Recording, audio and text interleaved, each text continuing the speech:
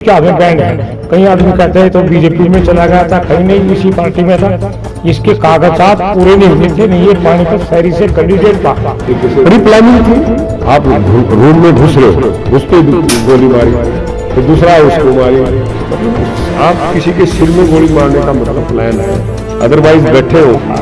एक कर्मठ सिपाही था, हमें बहुत इसका जाने का अफसोस है और पुलिस से ही गुहार करते हैं कि आप जो पुलिस का टेरर वैसे तो होनी चाहिए वो है नहीं। पुलिस अपने काम पर ज्यादा ध्यान दे और ऐसे तत्वों को रोके। इसके में देर रात एक जेजेपी नेता की गोली मारकर हत्या कर दी। बता दें आपको, रविंदर मीणा देर शाम एक पंचायत में शरीक हुए थे और एक समझौते की बात चल रही थी, जिसको लेकर पूरा विवाद पनपा और जहां दो लोगों के नाम सामने आ रहे हैं। हत्या आरोपी दो लोग हैं जिन्होंने ताबड़तोड़ गोलियां चलाई, सिर में गोली मारकर जेजेपी नेता की हत्या कर दी गई है। इस पूरे मामले में जहां प्रदेश उपाध्यक्ष देवेंद्र कादियान जानकारी दे रहे हैं, साथ ही जो जिला अध्यक्ष हैं वो भी इस पूरे मामले में जानकारी दे रहे हैं। बता दें आपको, ये पूरा मामला पानीपत का है, जहाँ एक पंचायत में रविंदर मीणा शरीक हुए थे और समझौते के लिए वहां पर पहुंचे थे, पर दूसरी पार्टी के लोगों ने गोली चलाकर उसकी निर्मम हत्या कर दी है। बता दें आपको, पानीपत पुलिस ने जहां एक आरोपी को गिरफ्तार भी कर लिया है,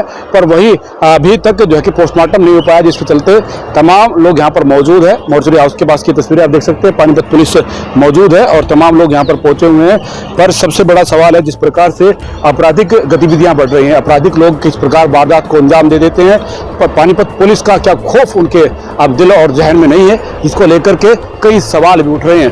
पर सबसे बड़ी बात यह कि जब से पानीपत पुलिस अधीक्षक लोकेंद्र सिंह ने इस व्यवस्था को संभाला है, तभी से आरोपियों की धरपकड़ निरंतर जारी है। पर सबसे बड़ा सवाल यह है, जिस प्रकार से जेजेपी नेता की गोली मारकर हत्या कर दी गई, क्या पानीपत पुलिस का खौफ अब इन बदमाशों के अंदर नहीं है? क्या पानीपत पुलिस से अब कोई डर नहीं रहा है, जिसके चलते इस प्रकार की घटनाओं को निरंतर अंजाम दिया जा रहा है? पानीपत में एक के बाद एक वारदातों को अंजाम दिया जा रहा है, गोली मारकर कहीं पर चाकू से हमला कर निर्मम हत्या की जा रही है। उसको लेकर के पानीपत पुलिस पर सवालिया निशान भी खड़े हो रहे हैं। बातचीत हम करेंगे, फिलहाल हमारे साथ जेजेपी नेता है, उनसे हम जानने का प्रयास करेंगे। देखिए, अभी तक मैं समझता हूँ कि पुलिस लगी हुई है। अभी तक कोई एक ही है जिसके पंचायत हो रही थी, सोनू नाम का व्यक्ति, उसको तो पुलिस ने अरेस्ट किया है, लेकिन जो मुख्य आरोपी है रणबीर, वो अभी तक पुलिस के पकड़ में नहीं आया है। और मैंने एसएचओ साहब से भी बात की थी, डीएसपी साहब भी थे, वो लगे हुए हैं। पर जिस तरीके से हादसा हुआ, बहुत बड़ा हादसा था और बड़ा दुखदायक था। जिस तरीके से सिर में गोली मारना और छाती में मारना और 3 लोगों को मारना, 2-2 वेपन से जो है बताया जा रहा है कि गोली चलाना, तो इससे बड़ी मैं समझता हूँ कि दुर्भाग्य हमारे ज़िले का नहीं हो सकता।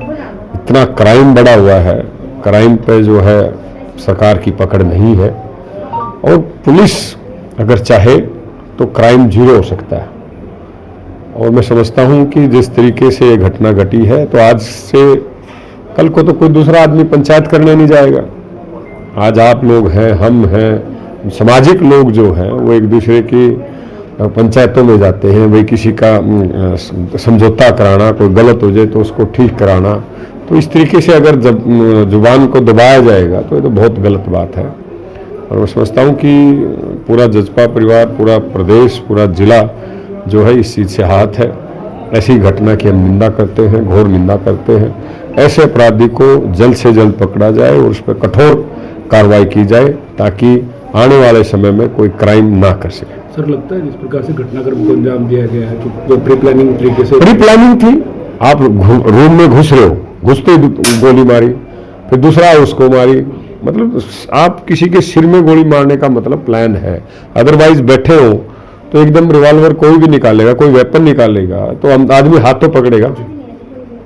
तो उसने तो पटापट कर दिया, एक ने मारा, उसको गिरा भी है, उसका वेपन भागा भी है, बता रहे हैं जो, लेकिन फिर उठा के अंदर से आया, फिर लेके आया। तो ये तो साजिश के तहत जो है अंजाम दिया। लगता है सर जैसे आने वाले समय में देखो, डर तो रहेगा ही, ऑफकोर्स, कोई भी है, आप हैं, हम हैं, डरे तो भाई आदमी कहीं जाने से इस तरीके से 100 बार सोचेगा, दिमाग में बात आती है कि भाई इस तरीके से गलत है। पिछले दिनों हमारे जिलाध्यक्ष में भी ऐसे ही शरारती तत्वों ने शरारत की, तो ये पता नहीं किसके साथ क्या कर दें। तो समझता हूँ सरकार को जो है इनको बातों को गंभीर लेना चाहिए। और पिछले 1 महीने से मैं समझता हूँ 6-7 मर्डर हो चुके हैं जिला पानीपत में। आप भी लोग भी पत्रकार साथी है के बाद एक हो रही है, तो इनको अंकुश लगाना चाहिए। और थोड़ा पुलिस को भी जो है अपनी जो पीसीआर हैं, एसएचओज हैं, डीएसपीज हैं, रात को गश्त करें, निकले, कॉलोनियों में जाएं, गाँव में जो राइडर हैं वो घूमें। थोड़ा सा भय होता है, पुलिस का एक टेरर होता है, भय होता है कि भाई पुलिस आ गई, वारदात रुक जाती है। तो ये जिन चीज़ों को पुलिस को भी ध्यान देना चाहिए। रविंद्र मीणा मजबूत साथी थे यहाँ के। जी, बहुत मजबूत साथी था, जज्बा का बहुत मजबूत साथी रहा है और हमें बड़ा दुख है इस चीज़ का, उसकी भरपाई होना बड़ा मुश्किल है। कुछ रंजिश का पता लगा सर? क्या रंजिश? रंजिश ऐसा कुछ नहीं था। उसकी जो साली थी, मारने वाले का साले के मैरिड थी, उनका आपस में डोमेस्टिक वायलेंस में केस दर्ज हुआ था। उसी को समझौते को लेकर जो है उन्होंने उसको बुलाया था कि आज हम बैठ कर समझौता करेंगे इस केस में। तो उसको क्या पता था कि गोली मार देंगे। मतलब ये बड़ा दुर्भाग्यपूर्ण बात है। और भी घायल हुए हैं इसमें? हाँ, दोनों को कौन गोली लगी हुई है, वो भी सीरियस है, पार्क हॉस्पिटल में है।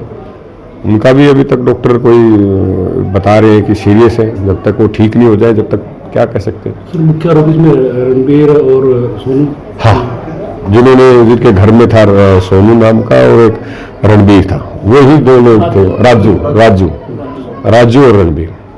क्या नहीं लगता सर आपको कि अपराधियों के अंदर से खौफ खत्म हो रहा है? खौफ खत्म हो चुका है। सरकार का खौफ कहाँ है?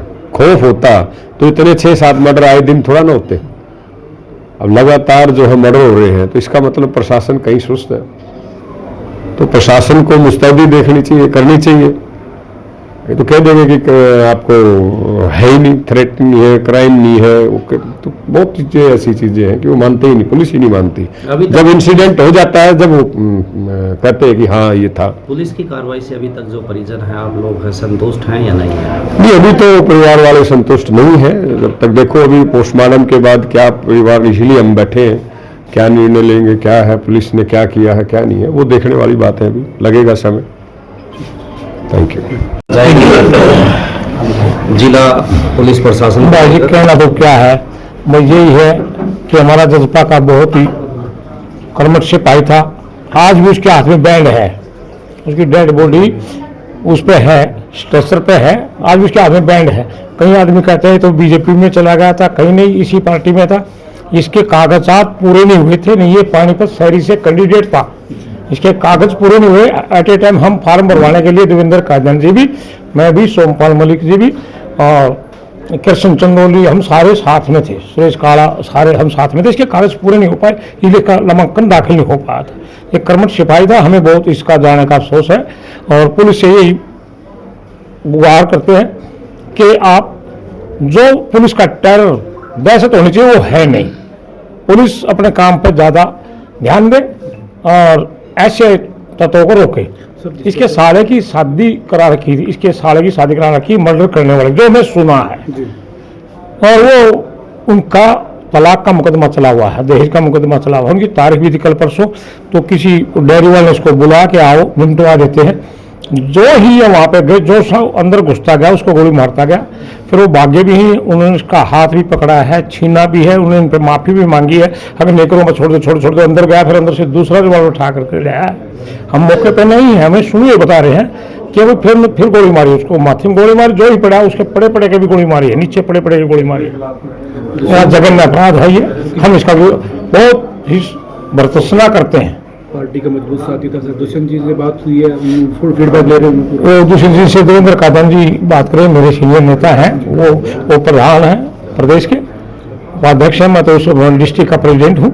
इस नाते हम रात को भी हॉस्पिटल में 2 घंटे साथ लगाए थे हमें, और मैं अब भी सुबह के यहीं है, परिवार के साथ है, सांत्वना दे रहे हैं भैया। पार्टी के लिए बड़ी क्षति है सर, बहुत ज़्यादा हस्ती है। शहर में हमारे पास सोनाल बटला जी हैं, ये हैं, और कई साथी हैं। बहुत बड़े दुख है, रात से मैं खाना नहीं खाया, हम ऐसे ही हैं। आपका बहुत बहुत धन्यवाद। क्या करते गई है जेजेपी नेता रविंद्र ने, क्या कुछ? हाँ, देखिए कल शाम की घटना है। विकास नगर जो सेक्टर 29 थाना में हमारे पड़ता है, उसमें रविंद्र नाम के लड़के की हत्या की गई है। और जो कंप्लेंट हमारे पास आई है उसके हिसाब से ये आपसी रिश्तों में कोई दरार थी, उस रंजिश के कारण ये हत्या की गई है। दोनों आपस में रिश्तेदार थे और 2 लोगों पर इन्होंने आरोप लगाया है और उनके विरुद्ध एफआईआर दर्ज कर ली है और अभी लाश का पोस्टमार्टम करवाया जाएगा सुबह। और इसमें हमने हमारी सीआईए की टीमें लगी हुई हैं और आरोपियों की बड़ी जोर शोर से उनकी तलाश कर रही हैं और शीघ्र ही हम उनको गिरफ्तार कर लेंगे। कितने लोगों को गोली मारी सर आरोपी ने? देखिए टोटल 3 हैं इसमें, एक की तो मर्डर ही हो गया है और 2 इंजर्ड हैं। दोनों की हालत अभी ठीक बताई जाती है और दोनों ठीक है। सर क्या पूरा मामला क्या था, किस वजह से एक पंचायत की बात सामने निकल कर आ रही है? पंचायत में गए थे, वहीं गोली लगी है। देखिए आपस में रिश्तेदार हैं। इसकी जो मरने वाला है उसकी साली, जो मारने वाला है उसके साले से ब्याही हुई है, तो उनके रिश्तों में कोई दरार थी और उसी को सुलझाने के लिए इनकी पंचायत चली हुई थी। तो तब कोई बात हुई है और उसी बातचीत के दौरान ये रणवीर नाम के आदमी ने गोली चलाई है और ये हत्या। कितने लोगों पर मामला दर्ज किया गया? 2 लोगों के नाम उसमें लिखवाए हैं इन्होंने, 2 के खिलाफ किया। गिरफ्तारी के लिए प्रयास जारी है। टीमें, मैंने बताया आपको, हमारी सीआईए की टीमें लगी हुई हैं, रात से ही वो कार्य कर रही हैं। उम्मीद है कि हम जल्दी इनको गिरफ्तार कर लें।